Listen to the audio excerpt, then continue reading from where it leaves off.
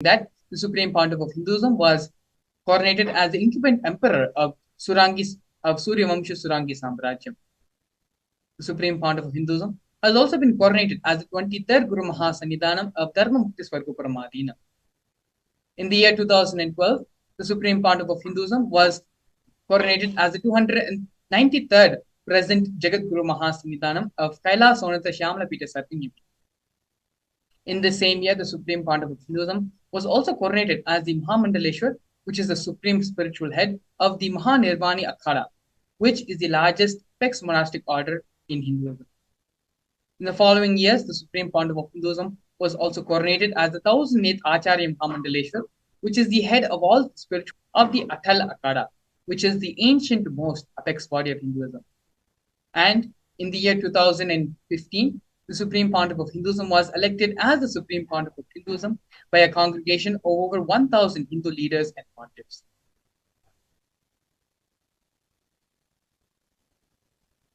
The sovereign state of Sri Kailasa is a macrocosmic, ancient Hindu enlightened civilizational nation whose vision is living enlightenment for all humanity.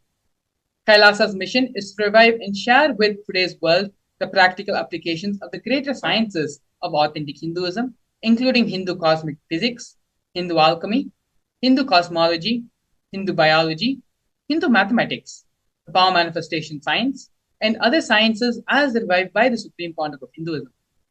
These sciences were once practiced freely in over 56 nations across the continent, but are now facing extinction due to the persecution over a millennium.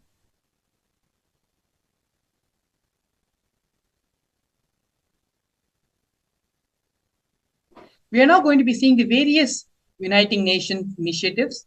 The 108 Sri Kailasa's Uniting Nations initiatives are the 108 different initiatives taken up by the Sri Kailasa Uniting Nations, supporting a variety of humanitarian services which collectively allow for the creation of an enlightened, peaceful, sustainable, equitable, resilient, and thriving world.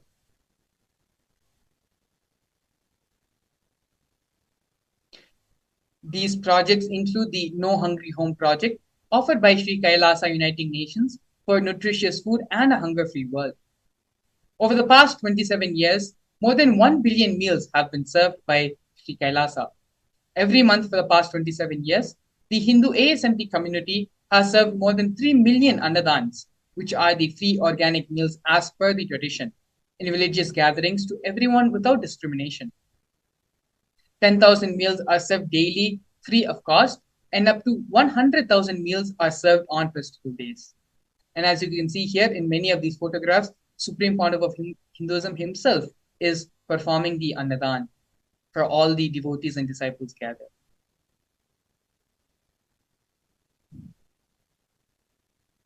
Here we can see during the pandemic, Kailasa's Protective and Preventive COVID Care Center, offered by Sri Kailasa Uniting Nations for affordable and holistic healthcare. Pandemic is an event, a worldwide event, which has affected the whole world in various different levels. The Supreme Pontiff of Hinduism is the only one thinking ahead and giving a place of refuge for the world during such a difficult time. The Supreme Pontiff of Hinduism converted his monastery campuses into a multi-layer quarantine facility, free for all people, regardless of any differences in age, gender, caste, creed, ethnicity, color, or socioeconomic status. Food, shelter, internet, and all the basic facilities, including free medical care, for a definite period amount of time. More than 30 million citizens followed Kailasa's 28-day spiritual regime in the year 2020.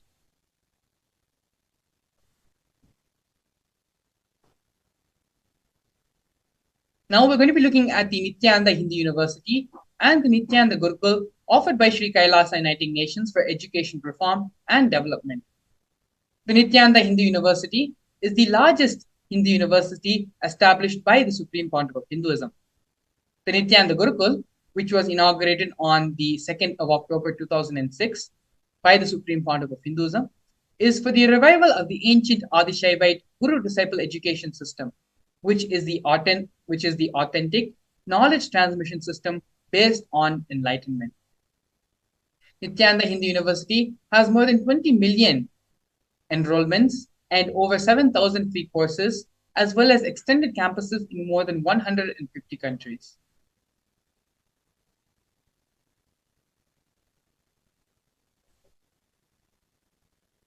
Here we can see the Nithyananda Jnanalaya project and the Hinduismpedia project offered by for the protection of Hindu scriptures.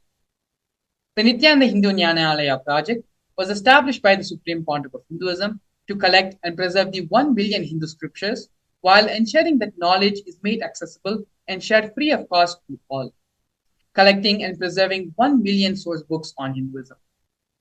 The Supreme Pontiff of Hinduism himself has authored more than 10,000 books in 3 different languages, translated into 50 other different languages, and published 10,000 different articles, given 10,000 of 10, more than 10,000 hours of free discourses with a combined view of more than 1 billion. In the Kailasa's Hinduismpedia project, the Supreme Pontiff of Hinduism has collected more than 15 terabyte of digital books and rare manuscripts from all the 19 Sarvingapitams, ancient muds, and ashrams. More than 1 billion pages on Hinduism, collection of 22,000 digital books, 1,000 e-text books, and over 100,000 articles on various topics in Hindu.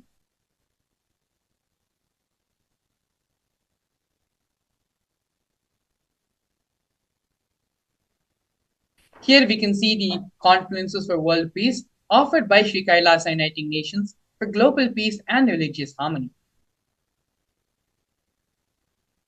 And in the year 2009, the Supreme Pontiff of Hinduism organized a month-long peace walk covering 1,000 kilometers and 1,000 villages to bring together in harmony from all walks of life to promote feeling connection and oneness among the people.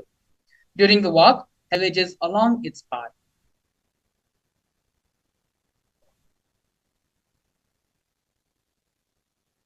Here we have the women empowerment programs offered by Sri Kailasa Uniting Nations for feminine empowerment and gender equality.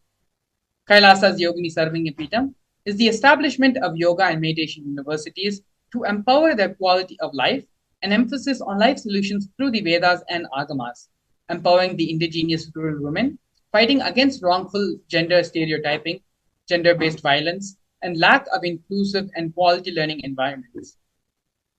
Some of the initiatives taken by Sri Kailasa Uniting Nations for Feminine Empowerment and Gender Equality are the Kailasa's Nithyananda Lakshmi Project, which is a microfinancing service, Kailasa's Women Foundation and Women Empowerment Self-Help Centers, which have been launched in 108 places around the world since its initiation in 2009. Kailasa's Ankita program, which is providing foundational literacy about working of basic community services and infrastructure establishments. Kailasa's Ashraya program, providing vocational training programs to rural and indigenous women to provide equal opportunities and access to independent, self-sufficient financial environments to them. The Supreme Pontiff of Hinduism has revived the Vedic feminism in Kailasa, where 80% of leadership positions have been occupied by women.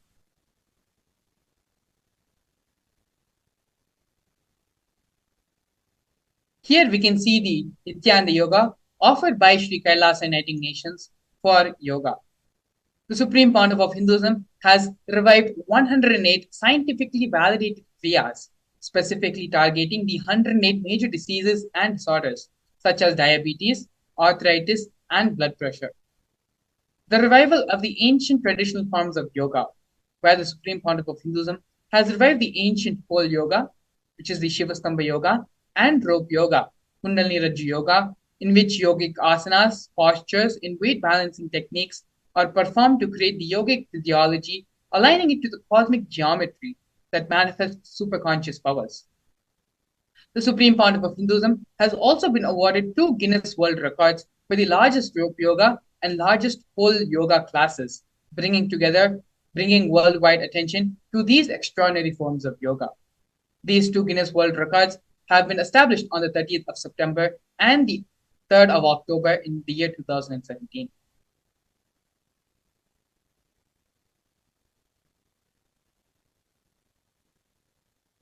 Here we can see one of the most historical moments and milestones in the history of the building of Kailasa nation, where Kailasa, the first nation of Hindus led by the Supreme Pontiff of Hinduism, Bhagavan Sri Nithyananda Paramashivam, spoke on behalf of 2 billion global Hindu diaspora at the 14th session of the United Nations Forum on Minority Issues. A significant milestone in the history of Hindus and the sovereign state of Sri Kailasa happened on the 2nd of September, on the 2nd of December 2021. His Excellency Sri Nitya Moksha Priyananda, Ambassador Extraordinary and Philanthropy of Kailasa, representing the persecution of Hindus at the 14th session of the United Nations Forum on Minority Issues. The theme of the forum was conflict prevention and the protection of human rights of minorities. This was the first time the plight of persecuted Hindu minorities was represented in the United Nations. The systematic and generational attacks on Hindu indigenous traditions were highlighted in this meeting.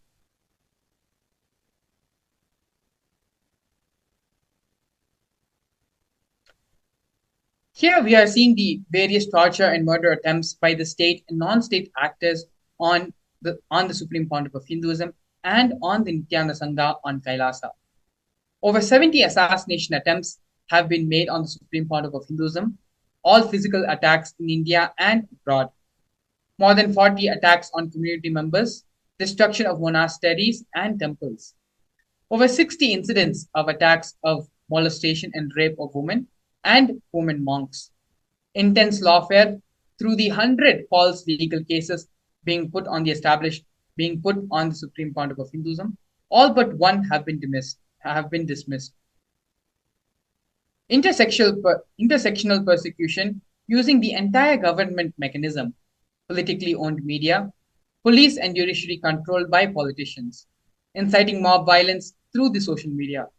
Here you can see the multiple various different ways the anti-Hindu and anti-spiritual elements have been trying to attack and assassinate the Supreme Pontiff of Hinduism. Throughout all this illegal persecution happening on the Supreme Pontiff of Hinduism, Swamiji was unwavering in his intention to revive Hinduism and give superconscious breakthrough to the entire world, through which the establishment of the Hindu nation of Kailasa has happened.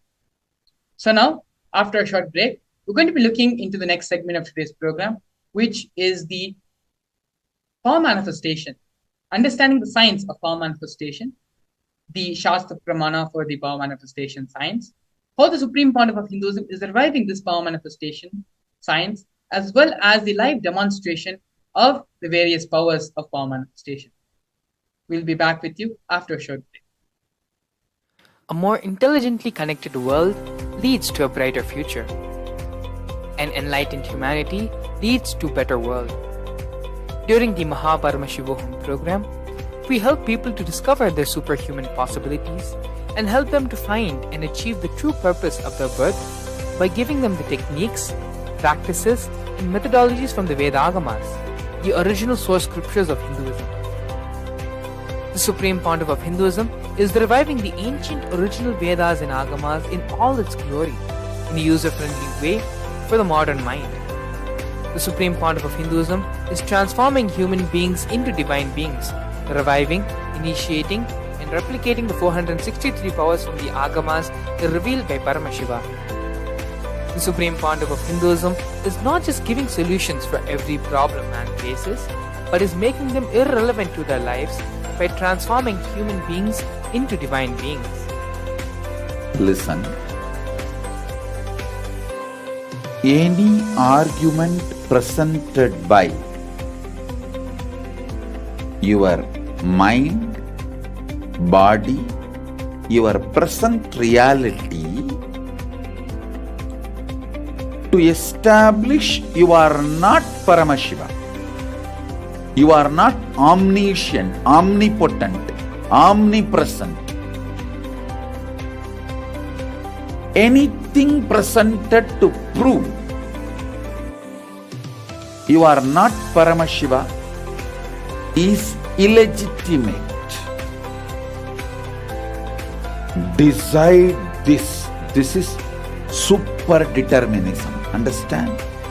Anything you declare as illegitimate will lose power over you, will die in few days, few minutes, maybe in few weeks, whatever few days it takes.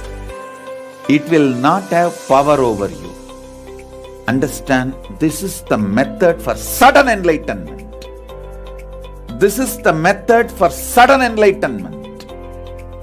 It happens by the Shaktipada. Here Paramashiva is sitting to tell you all, you are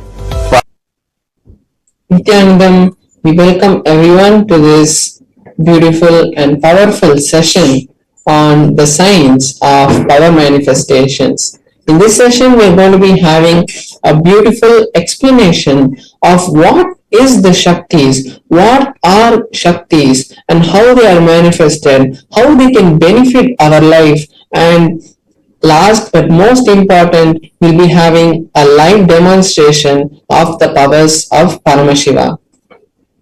So now let us understand first what is the science of power manifestation.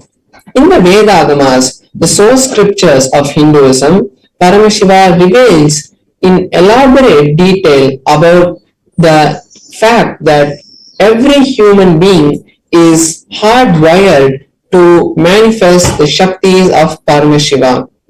Manifesting the powers of Paramashiva are described in a systematic method and science for human beings to explore the various possibilities and powers that are there for that can be expressed by every human.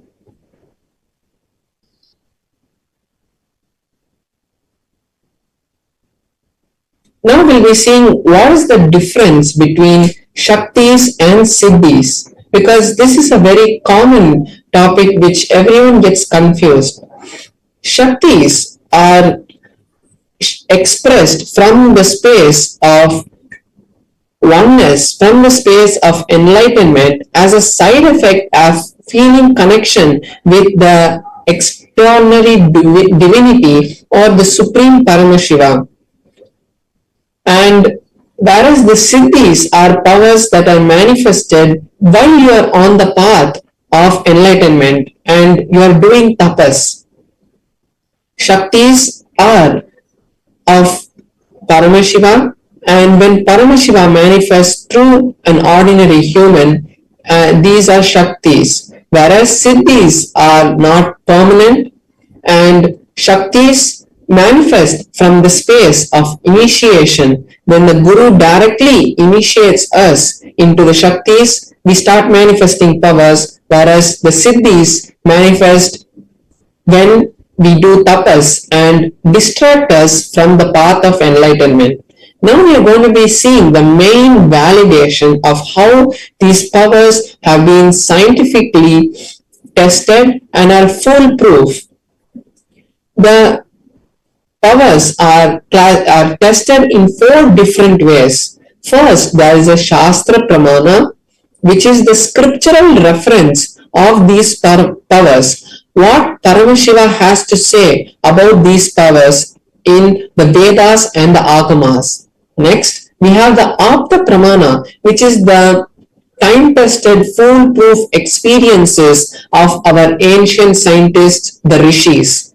All the enlightened masters and Rishis who have come before us and manifested these powers and shown them to the humanity, those are the Apta Pramanas. The Atma Pramanas are the validated and foolproof tested manifestations that the Supreme Pontiff of Hinduism has experienced in his life. After verifying his experiences with the Shastra Pramana and the Atma Pramana, he shares it to the world as his Atma Pramana. Then we have the Pratyaksha Pramana, which is the scientific study, the empirical evidence of these powers.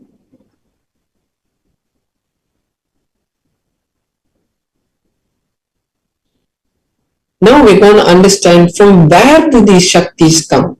The source of these Shaktis is Paramashiva. Paramashiva is the source of all the Shaktis. Paramashiva is the primordial divinity in Hinduism, the ultimate reality, and he is the self-effulgent Swayam Prakasha, and he is omniscient and omnipotent. He is there all around us, and he is the one who manifests through us to manifest anything in this world, whether it is just a movement of our hand or it is the manifestation of these extraordinary Shaktis, or it is the creation of universes. Everything manifests from Paramashiva.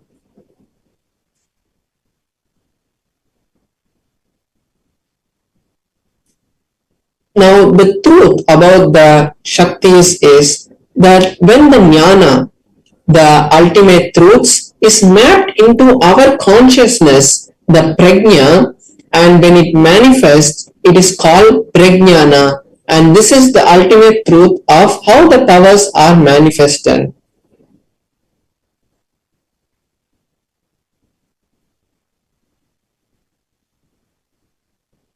Now we'll be seeing the Shastra Pramana for the power of third eye.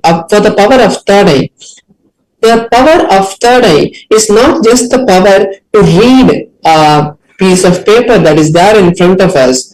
It is the power that exists in the intra-organ, called the third eye, called the Agnya Chakra, and that is the organ from which all these powers manifest, whether it is body scanning, remote vision, consciousness over matter, any power that manifests actually happens from our third eye center.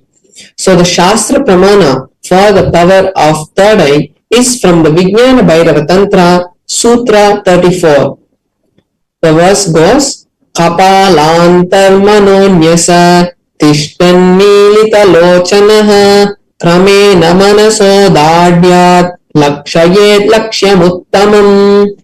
The translation goes, by fixing the mind on the inner space within the crown center and slowly with stability without any movement, and keeping the eyes in succession, pulling the eyes in succession to the third eye, one is able to see beyond this physical eyesight and is able to see the goal, the lakshyam, and he attains the space of oneness with Paramashiva. So this is the detailed instruction of how the power of third eye manifests. Now we'll be seeing the Apta Pramana, how our rishis, how the ancient history has shown this manifestation happening. In the beautiful scripture called the Bhagavad Gita, which is in the Mahabharata, when the historical event of the Kurukshetra happened, Bhagavan Shri Krishna revealed to Arjuna the beautiful scripture of the Bhagavad Gita. And in that Bhagavad Gita, Arjuna asks Bhagavan Shri Krishna to show his Vishwarupa Darshana, his cosmic form. And at that time, Bhagavan Shri Krishna tells Arjuna that with these physical eyes of yours, you cannot view this cosmic form of mine. So, I initiate you into the third eye, into the divine vision of the third, and with those eyes you can view my cosmic form, the Vishwarupa Darshana. And after this initiation, Arjuna was able to view the cosmic form of Bhagavan Shri Krishna and gave a detailed explanation of the whole cosmic form in the 11th chapter of the Bhagavad Gita. Now we'll see the Atma Pramana, what the Supreme Pontiff of Hinduism experienced when he had the experience of his third eye. The Supreme Pontiff of Hinduism says that the first experience that I was able to see everything around me, above me, the whole 360 degrees, 10 directions below me, everything I realized Not only was I able to see, I was able to feel and experience all that around me. So the supreme point of Hinduism was able to see beyond the physical eyesight that was there, and he was able to feel everything. He was able to feel the oneness with Paramashiva, which is the creation of this whole world. Equally in both. Now we'll be seeing the power of consciousness over matter, which manifests from the space of Paramashiva. Before that, we'll just quickly see the Pratyaksha Pramana for the power of third. What science has found about the third eye? So when the PET scan, a type of brain scan, was conducted on the Supreme Pontiff of Hinduism himself, they had found that there was an intense amount of frequencies which were being emitted from the frontal lobe of the Supreme Pontiff of Hinduism. So they had found that when the Supreme Pontiff of Hinduism was in a deep state of Samadhi or meditation, there was a high amount of frequency, which was a high amount of energy, which was being found exactly where the point of the third eye is. So this is the Pratyaksha Pramana, the empirical evidence for the power of third eye.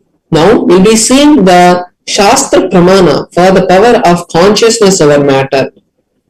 The power of consciousness over matter is also in the Vijnana Bhairava Tantra, and it is in the Sutra 120, Dharana 95. Kvachid vastuni vinyasya shane drishtum nivartayet tajnanam chitta sahitam devi shunyalayo bhavet.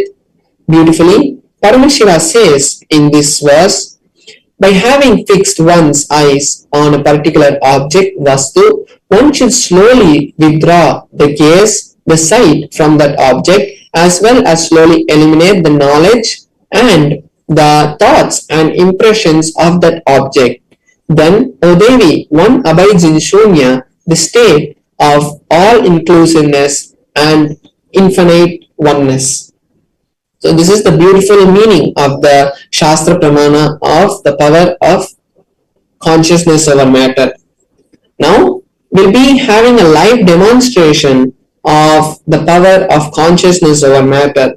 So here I'll be manifesting the power of consciousness over matter by placing my Atmalinga on my hand.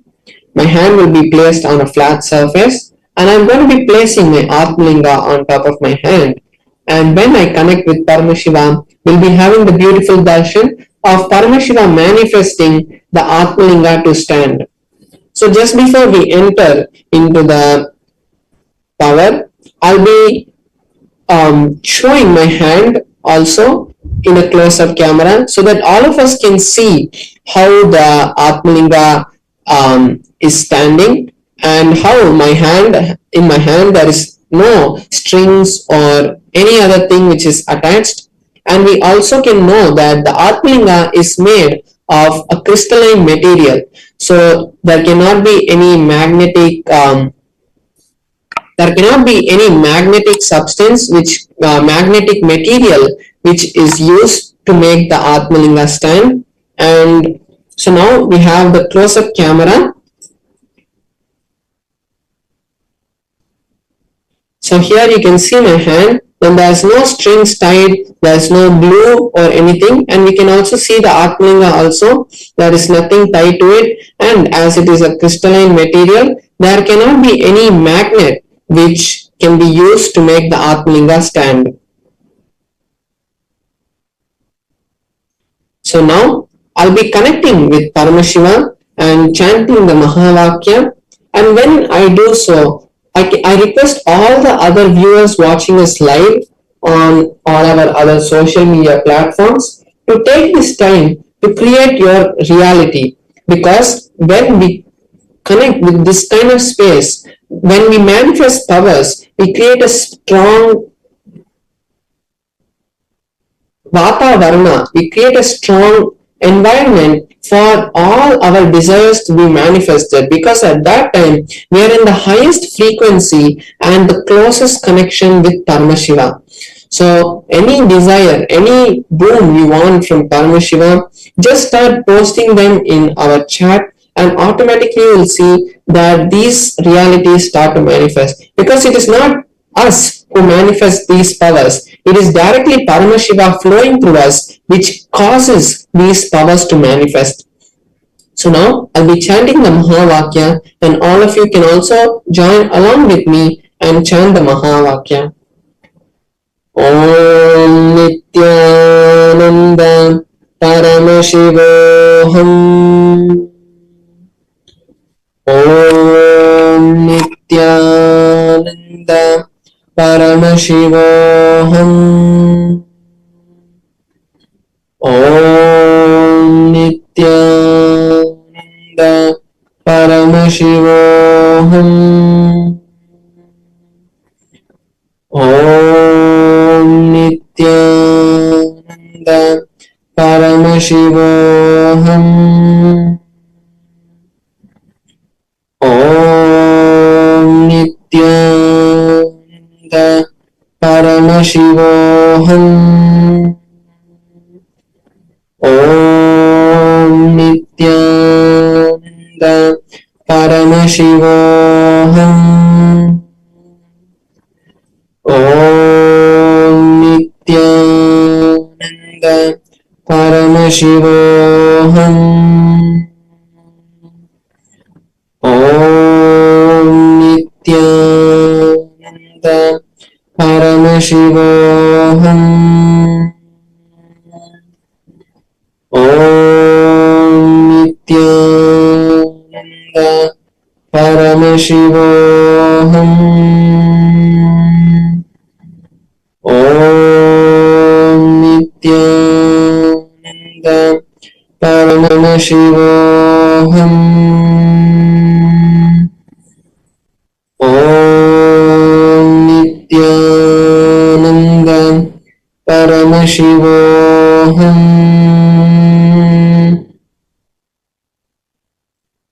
So beautifully, we saw how the Atmalinga rolled.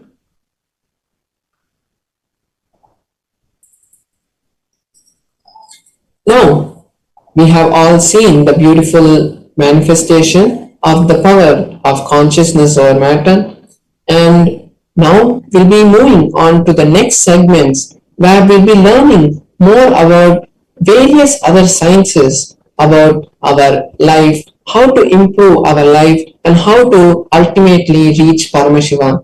So stay tuned. After a short break, we'll be back with you with various other programs and events on teaching you how to create Paramashiva in your life. Thank you, Nithyanandam.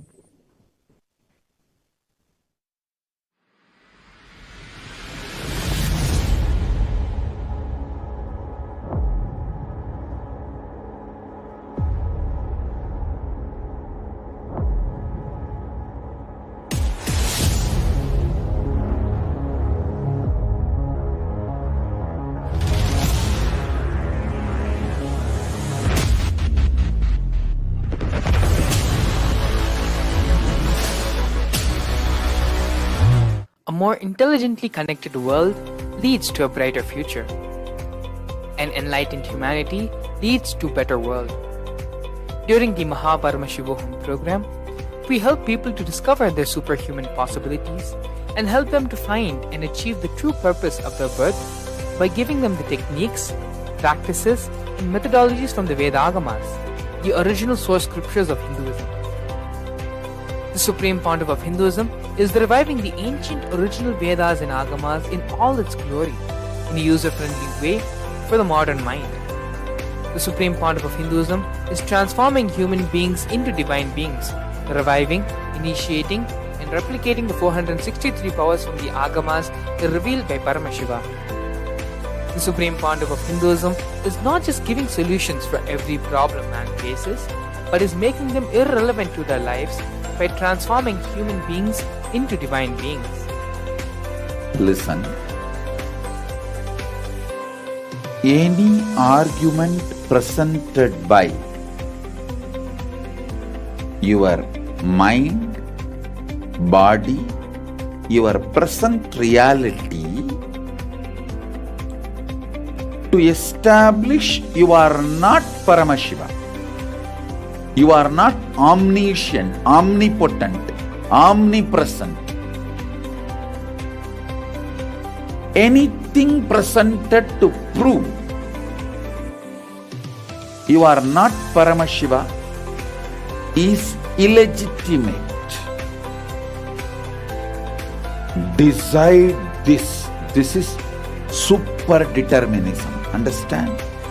Anything you declare as illegitimate will lose power over you, will die in few days, few minutes, maybe in few weeks, whatever few days it takes.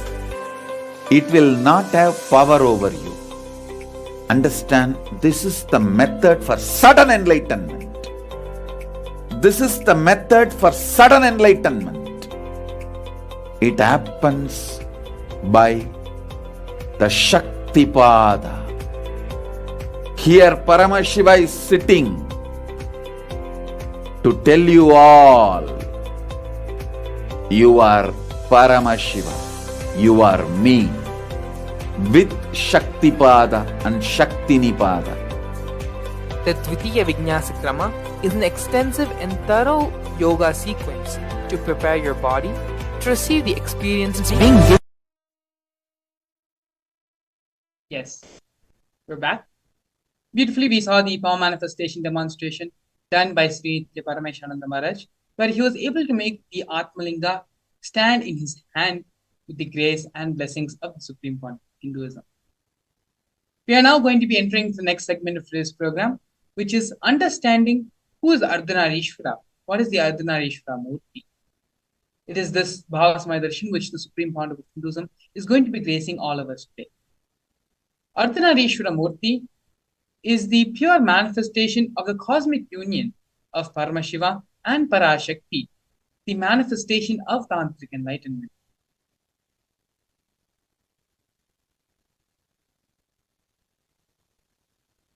Once, when Devi was meditating, inside her being, the feminine energy got awakened.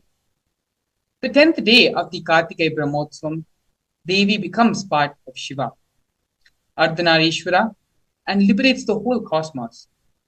Devi is the representative of the whole cosmos, of the whole universe. Whatever has expanded from him, from Devi, he just takes them all back and gives them the feeling, you are my part, reuniting, the reunion.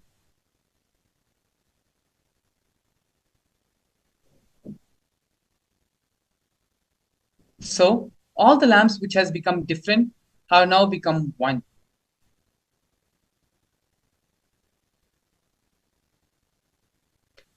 This is Prakriti Devi. By evening, all of them come back and become one with the Purusha. This is what Devi becoming Ardhanareeshwara, the Prakriti becoming Purusha, is the celebration. These are the direct words of the Supreme Founder of Hinduism, explaining the significance of the Ardhanareeshwara Leela happening. We are now going to be watching a series of satsangs where the Supreme Founder of Hinduism directly expands on this topic of who is the Ardhanareeshwara Murti, its significance, and by meditating, having the darshan upon the Ardhanareeshwara Murti, what is the space of completion and superconscious awakening that can happen in us. Please stay tuned. We will now be entering into the satsang. You can all actually sit straight and be in the meditative space of listening. It is only when we are in the space of listening, the words of the Supreme Founder of Hinduism get imbibed into our systems. And from hearing, we move into the space of listening. So please take a few moments and sit straight and come to the restful awareness. Allow yourself to settle down and give your complete listening to Swamiji. Let us now get ready and watch this video.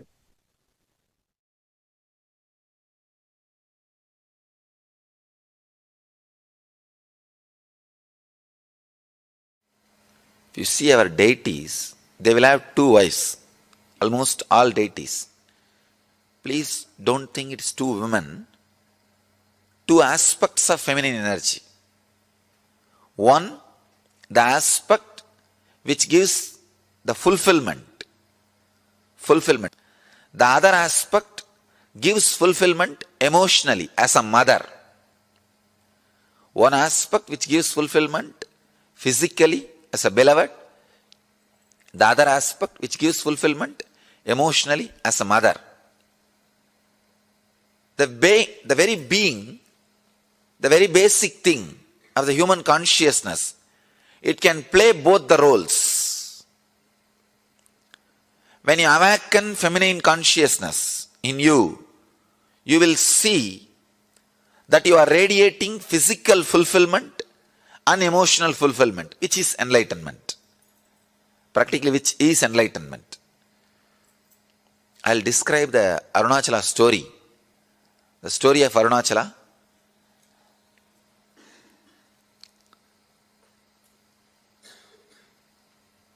The whole Arunachala story is story of women, story of feminine energy.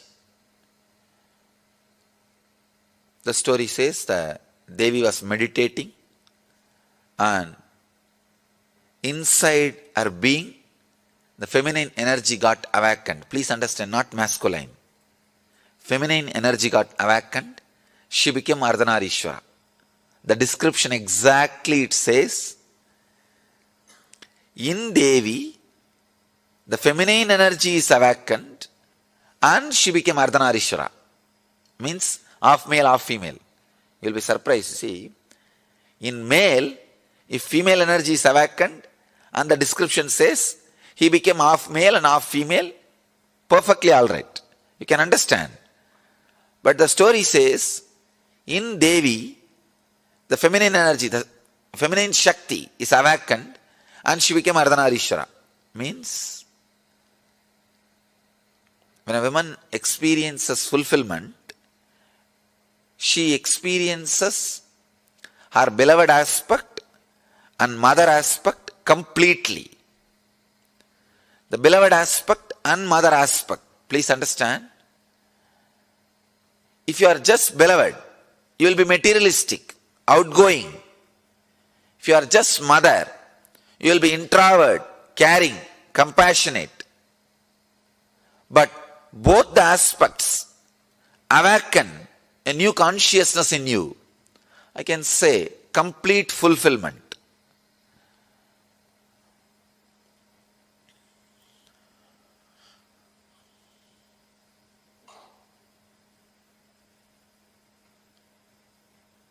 I think with this one example you will understand. All of you can understand.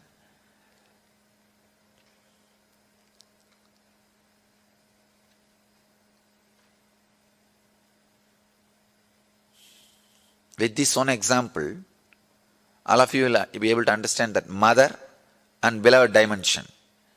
If you are missing the mother dimension, naturally just a beloved dimension cannot fulfill you. If you are missing the beloved dimension, just the mother dimension cannot fulfill you.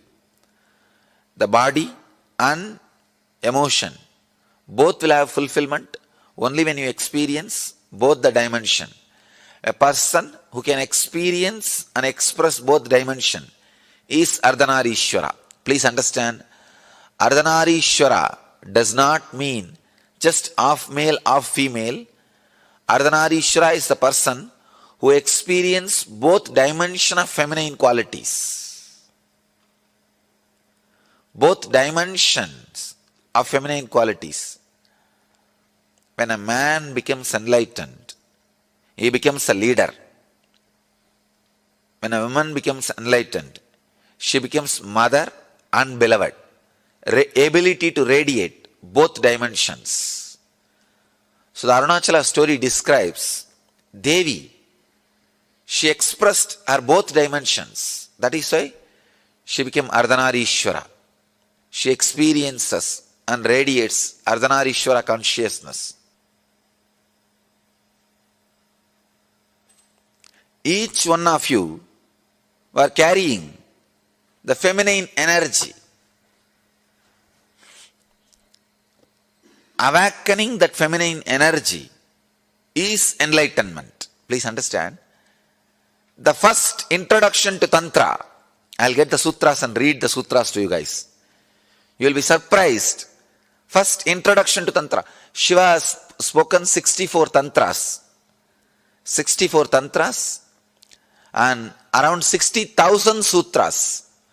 Please understand, I commented only on 112 sutras. But Shiva has spoken 60,000 sutras. The first introduction he tells, whoever listens, let you all become Devi.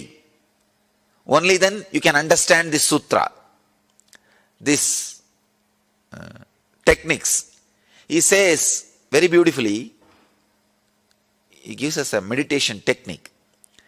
Even the brain setup, even the thinking, the body, physical body language, the mental setup, whatever you know as feminine consciousness, or women, meditate on that. Please understand. He says you can't actually completely understand the woman consciousness, even if you are a woman. Even if you think you are a woman. So the feminine consciousness, I have to use two different words. Feminine consciousness, women body. Women body has a more possibility for feminine consciousness. That does not mean just because you are in the women body, you experience or express feminine consciousness. When Shiva starts the Tantra, first thing he says, intensely meditate on the feminine consciousness. Whatever idea you have about the feminine consciousness, live. And Ramakrishna, he practiced this technique.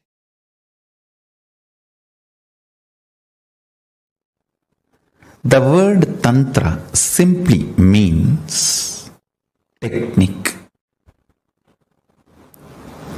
methodology. In Sanatana Hindu Dharma, all methodology for manifesting the state, space, powers and being of Paramashiva is called Tantra. That's it. Please understand. State, space, powers and being of Paramashiva, manifesting that is called Tantra. Any methodology adopted for that purpose is called Tantra. In course of time, it got associated with multiple traditions like Shakta, Bauddha, Samana.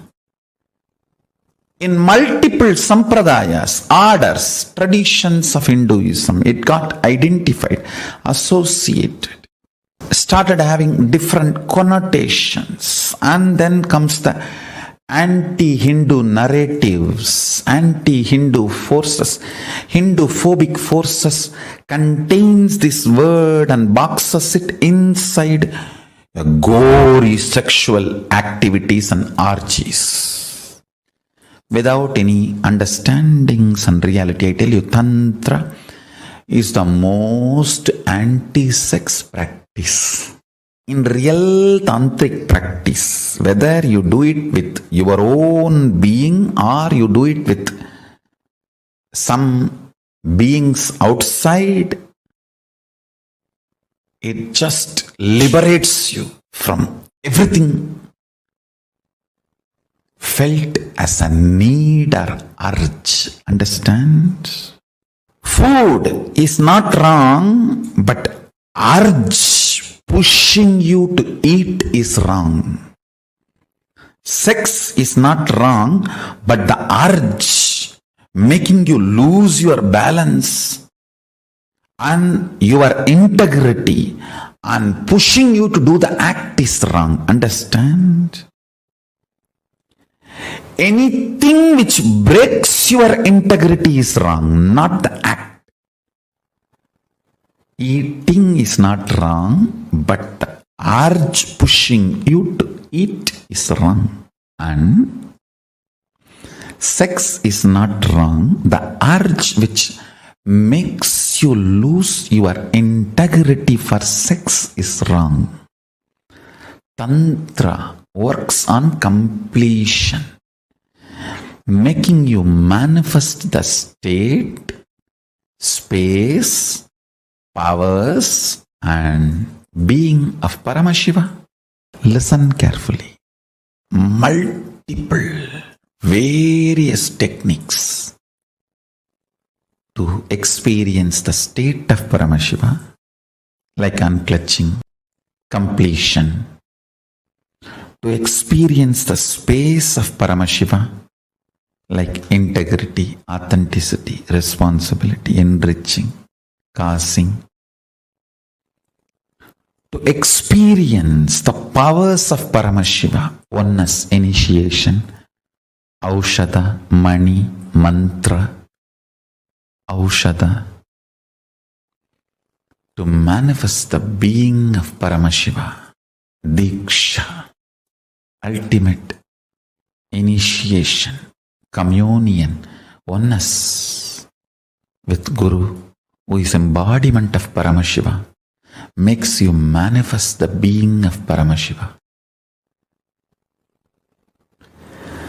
All these various levels, multiple techniques are adopted, methodologies are adopted. All of them are basically called as Tantra.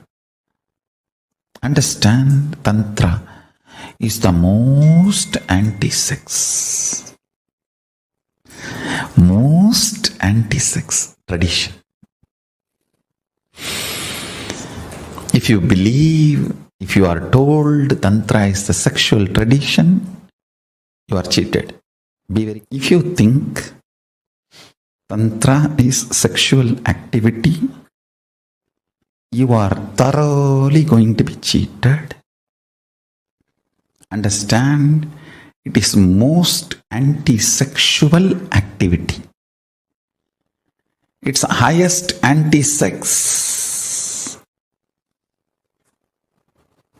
Don't be cheated by the wrong introductions of the Tantra. It is all about working on the urge, not on the action. The whole focus is on the urge, not on the act. The greatest tantric masters, Paramashiva and Parashakti, reveal the science of achieving the ultimate state, space, powers, and being of Paramashiva as Tantra. Very few are related to action. Most of them are related to urge. It is all about handling your being and make you manifest Paramashiva. I don't want to say Tantra is sannyas tradition, but I want to say Tantra is the way for ultimate sannyas, the Purna sannyas. It removes all the pain, anger, guilt, shame, everything associated to your body and makes you grounded. I tell you, it settles you with you first. First, you will have ultimate relationship with yourself. The kind of the feeling grounded you need to have. Never to have tears in your eyes can happen only by Tantra. When you are grounded, complete with all the emotions of body shaming, good, bad, right, wrong,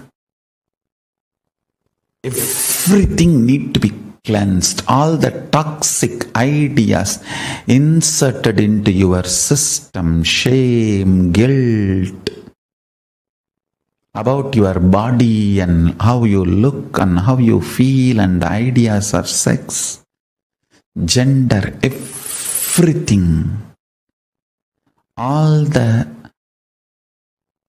faltu ideas society has inserted into you need to be removed. You need to be detoxified from all that stupid ideas. That's the only way. That's the only way you will get grounded and become a real Rudraganya. Every man should become a Rudra and every woman should become Rudraganya. That is Tantra. Every man should become Paramashiva, every woman should become Parashakti. That is Tantra. Paramashivoham will give you precise understandings about Tantra, deep understandings about Tantra constantly. You demanding yourself and behaving even with yourself as Paramashiva and manifesting the qualities and state, space, powers and being of Paramashiva continuously in your actions, in your life, in your thinking, in your emotions, everything. That is Tantra. That's all is Tantra. Understand? Life in all its possibility manifesting is Tantra. The Paramashiva in you and Parashakti in you becoming one, the communion and experiencing oneness is Tantra. The missing link between the Shastra and Stotra is connected just by this Tantra. In Tantra, only one question, how to, that's all. Why? Never why. It is always how. Throughout the Gita, if you see, Arjuna is putting so many questions. That itself shows he is not interested in the answer. When you put too many questions, be very clear, you are not interested in the answers. So many questions Arjuna is asking. And Krishna is replying. That is why Gita is a philosophy. Shastra. Gitasu Upanishatsu Sarva Vidyaya Yoga Sastre. Shastra. Somebody asked me, Swamiji, why Gita has become so popular? Why not Vijnana Vaira Tantra? He said, no, this is only for intelligent people. Naturally, intelligent people are very few. This is not for mass. This is not for intellectuals. This is for intelligence. People who are working in the field of intelligence. People who are intelligent. Only for them, this Tantra. Throughout this Tantra, only once Devi asks only one question, that's all. Devi puts only one question. That is not even a question. Just she awakens Shiva to deliver this, that's all. It's not even a question. Just she gives chance for Shiva to express himself over. But throughout Gita you can see so many questions again and again and again. If you want to become scientist, ask how. If you ask why, you will become a philosopher. If you ask how, you will become a scientist. Tantra answers only the how, never the why. Tantra answers how. It gives you the technique straight away. Tantra is not at all concerned about the truth. Please be very clear. It is not at all concerned about the truth. It is concerned about your experience of truth. It doesn't want to sell words. It doesn't want to sell empty words. Tantra is not a bookshop. It is not even a library. It is just laboratory. Shastras are libraries. Tantra is a laboratory. It is concerned only about alchemy process.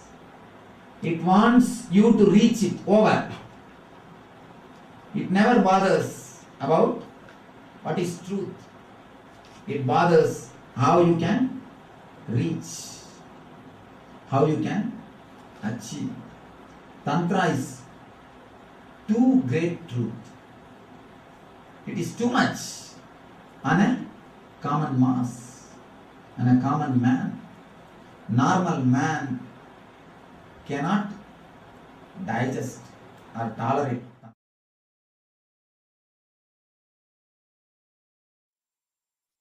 Kailasa is the ecosystem I am manifesting.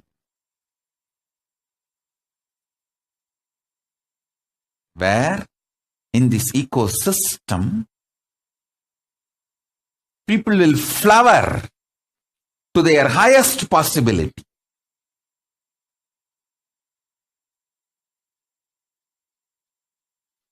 When people are feeling bored, couples are feeling bored, tired, that middle age boredom and tiredness hits them, they should be given the signs of Tantra. They should try to find oneness, not just body alone, through the mind, the common goals, common emotions, commonly what they enjoy, art, science, different fields.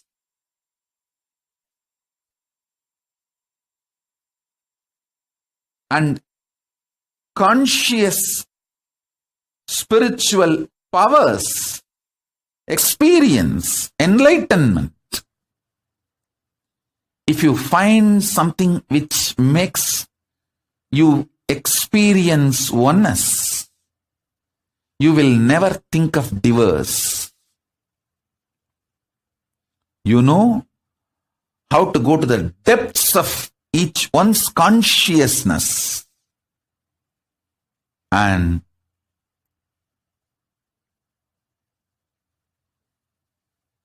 manifest oneness. You will not feel tired or bored with the other person. You know there's so much to explore. So much of possibility is there. This is the science of Tantra.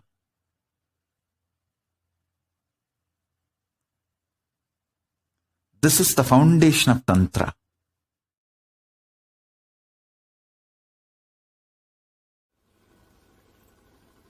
Shiva is embodiment of love. This very story, he gets married after the Manmata was burnt, shows the marriage was pure love, the pure bhakti, the pure Anahata Chakra is embodiment of Anahata Chakra. Understand? There is a beautiful description of Shiva and Parvati's relationship in Tantra. The description says the Shiva had the motherly attitude towards Devi. The relationship was described. I was surprised when I read those descriptions. It says Shiva felt Devi is his own mother. A strong motherly connection means what? The pure Anahata. The pure Anahata energy.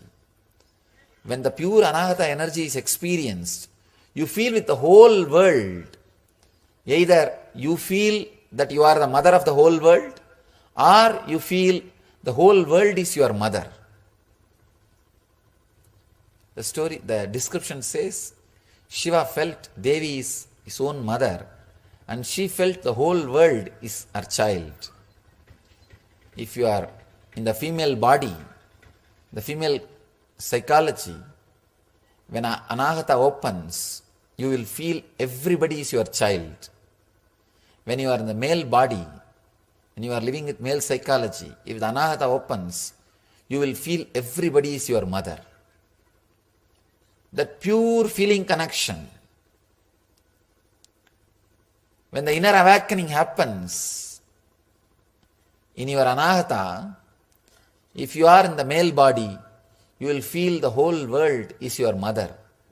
The whole world is mothering you, protecting you, carrying you. The existence loves you. Existence is fulfilling itself through you. Please understand, you are the expression of existence, strong, pure will. You are not an accident. You are conscious miracle of existence. When your anahata opens, I tell you even this one example you can understand. If you fall in love with somebody, suddenly, even if you fall in love with one person, suddenly you will see so much of fulfillment. And you will feel everything is so rosy, flowery, green. It's because of anahata. Love has the quality to give you the feeling that whole world mothers you. Shiva's anahata is awakened anahata. That is why even with Parvati, with Uma, he has such a deep feeling of motherly love. What Ramakrishna and Sharada Devi exhibited, that strong feeling of motherly love means awakened anahata. Tantra is consciousness-centered tradition. It is not body-centered, mind-centered, emotion-centered. It is consciousness-centered tradition. Adhara chakra, conscious representation of the sex energy, with the 4 petals, lotus. 4-petal lotus.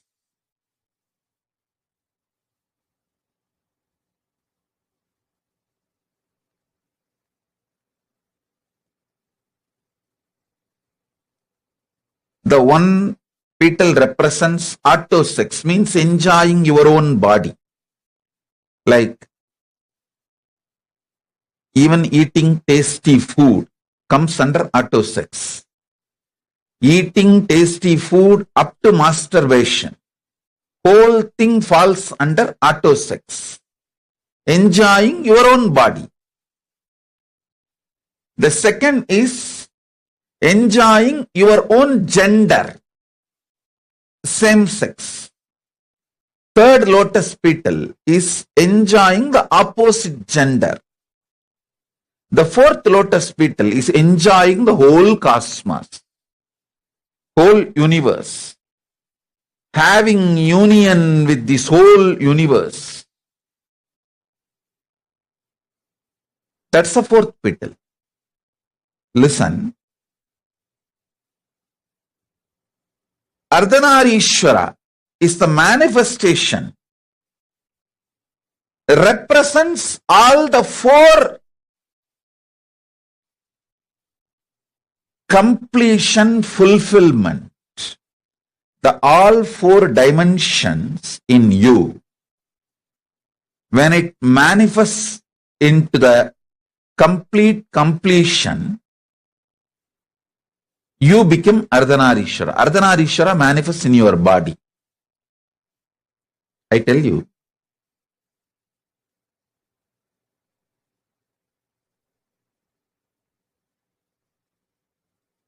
Most powerful sexual energy is radiated by the kids who are taught from young age to connect with Krishna or Muruga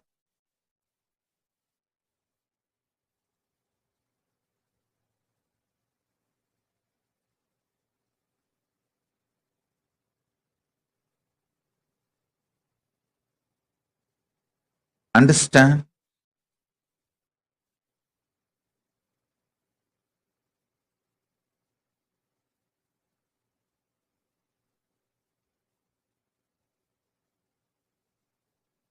In Hindu tradition, if you are born from Vaishnavite family,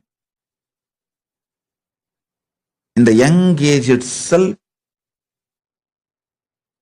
you will automatically pick up Krishna as your beloved if you are in the female body, if you are in the male body as a friend. Whether you are a male or female, you will develop some kind of an attachment, feeling connection with Krishna from the young age. Same way, if you are from Shaivite family, you will develop the connection with Muruga, Subramanya.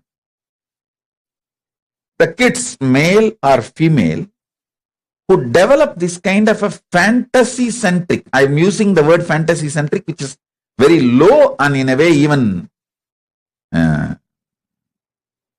not completely expressing what I want to express, but the English has only the fantasy word. I can say that visually having union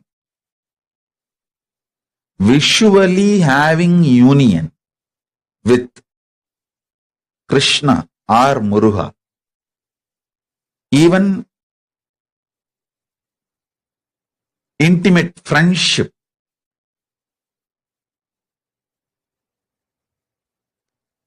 I have seen the kids growing up in a very traditional background, how they automatically assume, if you are from Vaishnavite family, automatically the kids assume that Krishna is your beloved or your friend.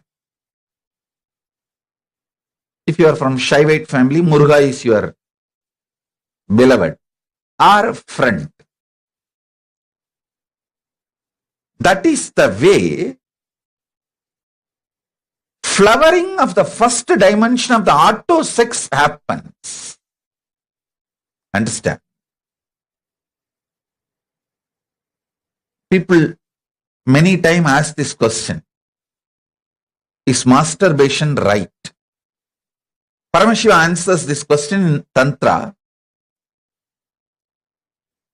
In masturbation, you don't accumulate new muscle memory, but you accumulate biomemory. So, who you remember, with whom you connect, fantasize, imagine, visualize, and have enter into the masturbation act, you receive that person's biomemory. Listen carefully. The act masturbation itself is not looked from the prism of right or wrong in Tantra. It is looked at profit loss. If you connect with the higher conscious beings, even masturbation, you receive their biomemory. See, when you enter into a physical sexual act, you receive muscle memory, bioenergy, all the three from the other person. You should know even male receive from female and female also receives from male. It is give and take. That is why if you have multiple partners, especially who are lower than your consciousness, you may have pleasure but not peace. You may have pleasure but not peace, because the exchange of muscle memory, bioenergy complicates and makes the inner space mess.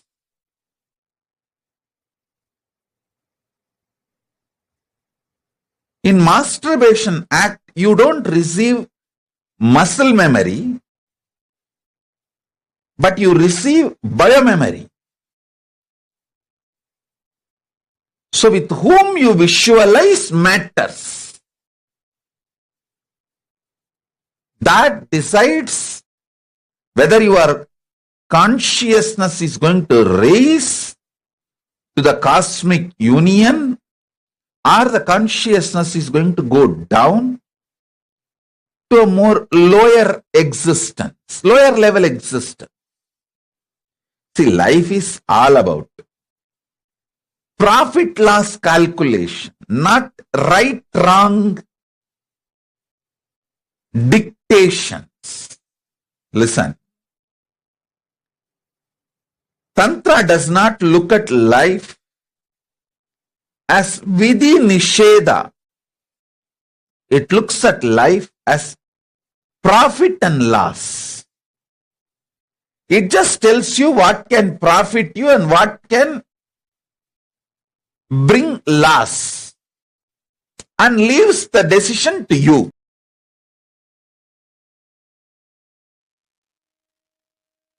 Yes, beautifully the supreme quantum of Hinduism expand on what is the authentic science of Tantra and how it has been misrepresented for so many of years.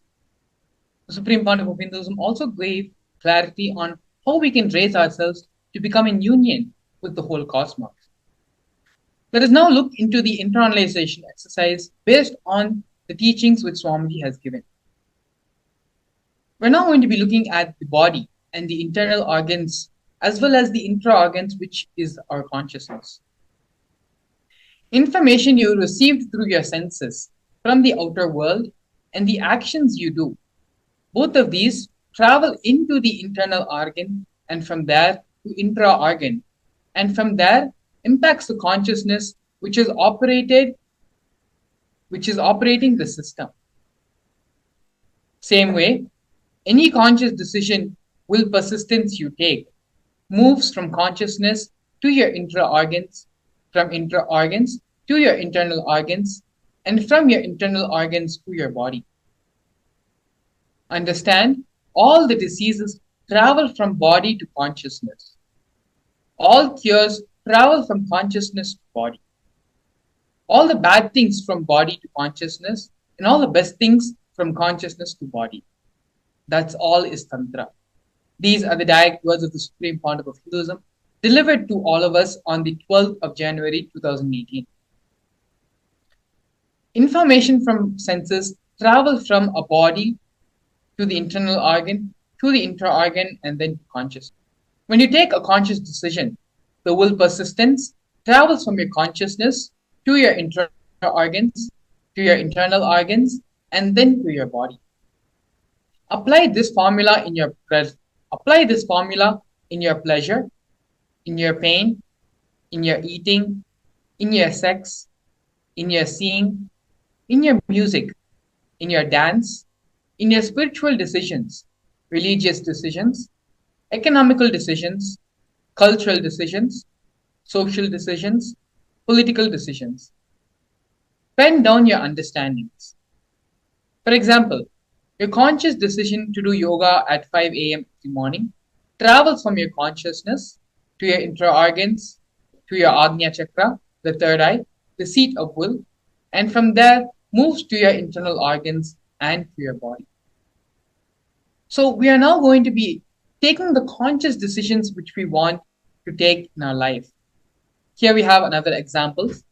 You see your favorite food in a hotel, restaurant, and your body sends a signal to the internal organs. Your stomach starts feeling hungry, saliva starts getting produced in your mouth. The signal travels to your intra-organs. Your root center, Mooladhara chakra, gets triggered. You fantasize about eating the food, how tasty it would be if you eat the food, and sends a signal to consciousness to indulge in the act. In the same way, apply this formula in your pleasure, in your pain, in your eating, in your sex, in your seeing, in your music, in your dance, in your spiritual decisions, religious decisions, economical decisions, cultural decisions, social decisions, and political decisions. Pen down your understandings. This example is a very practical and very understandable example. We the information which is being perceived by our senses in various different ways, through sight, through the hearing, the touch.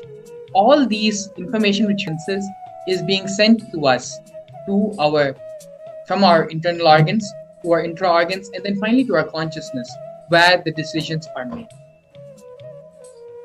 All these decisions are reactionary decisions which we are taking based on the information which is being received by us. In the example which is beautifully given here, when you see a food and you know how it tastes, you start desiring that.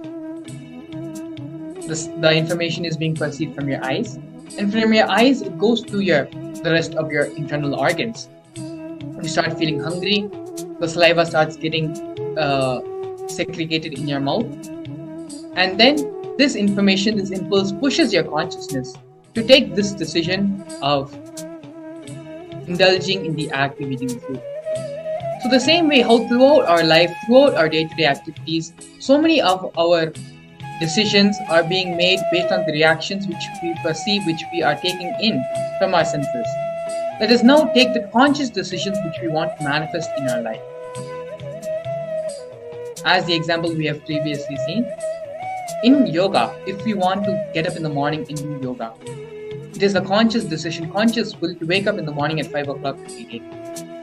Taking that decision from your consciousness, it travels to your third eye center, the seat of the will persistence where the decisions are made, gives the instruction to the rest of the body. So in each conscious decision you want to make for your life, pen those decisions down, and from that start thinking from this new understanding, how with these conscious decisions, which infra-organ it will be sent to, from where the rest of the body receives them. Please go ahead and get a pen and paper to sit down and start penning down all your understandings and all the conscious decisions you want to take from here on forth.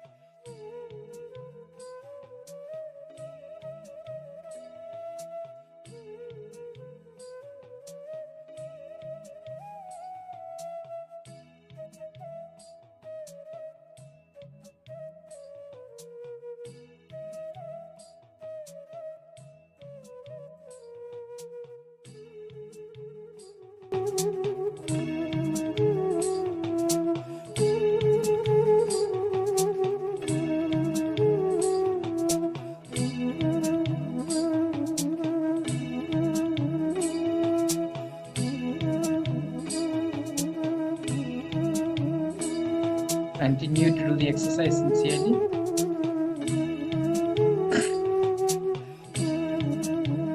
Continue to do the exercise sincerely.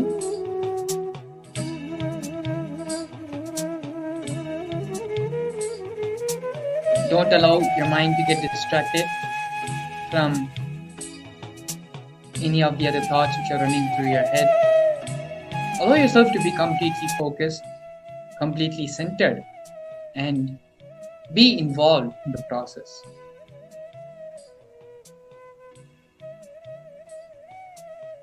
Let us use this opportunity, this supreme point of Hinduism is giving us all, before we enter into the Bhava Samadhi Darshan, to allow us to expand and allow the superconscious breakthrough to happen. When we do these processes, these internal